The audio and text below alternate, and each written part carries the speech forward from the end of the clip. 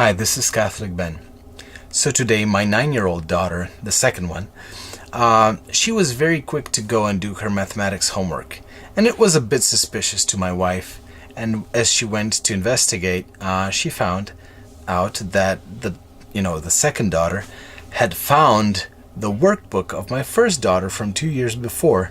And voila, in that workbook were the same assignments that she had for today's homework.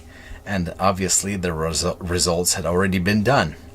And so when she confronted her, she could not understand how come that, a good loving mommy would not let her use a shortcut, her sister's homework from 2 years before. After all, it was already done, and it was done in the house.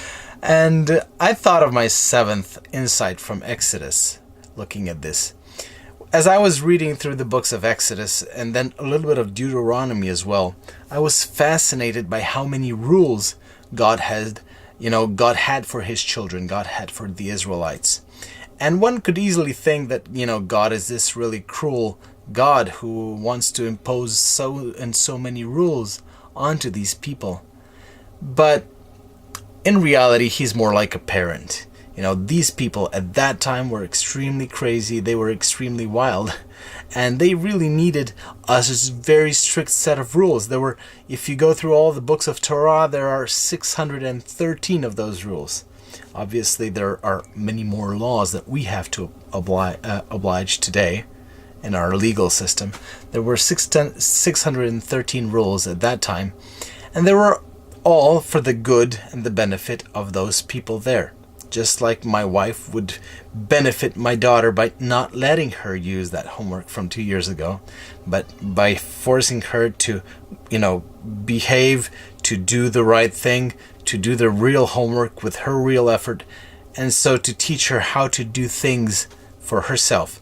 God also wants us to go through the process, and all of the rules and the regulations that are there are only for our own good. Because what God's will for our lives is, and we often misunderstand that, is what we ourselves would have chosen if we had known all of the consequences of all of our actions. So yes, don't steal, don't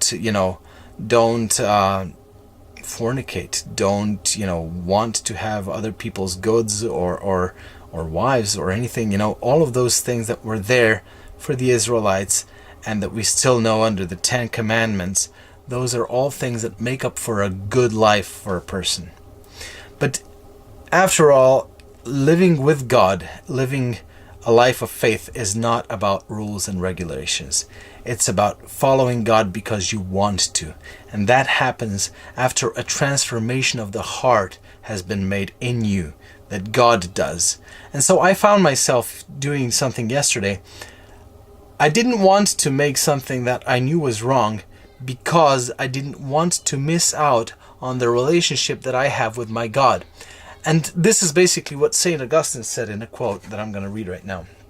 He said, "Love God and do whatever you please, for the soul trained in love to God will do nothing to offend the one who is beloved." That's it. In the end, rules and regulations, yes, they are important. We have to follow them in the initial stages. But God wants us to go much deeper, and the New Testament shows that over and over again.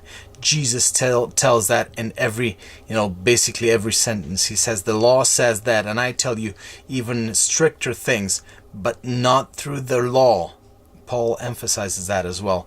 Not through the law, not because of the law, but because I, the God of the universe, love you so much, and I want you to really be the best that you can be. And that's, the point of everything. That was my seventh realization. Yes, there are laws. They are good. I have to oblige, but I have to do it out of my will that has been transformed through God's love. I'll see you next time. God bless. Bye-bye. This is Catholic Ben. If you want to follow, share, subscribe, please do. I'll be happy if you do. Bye-bye.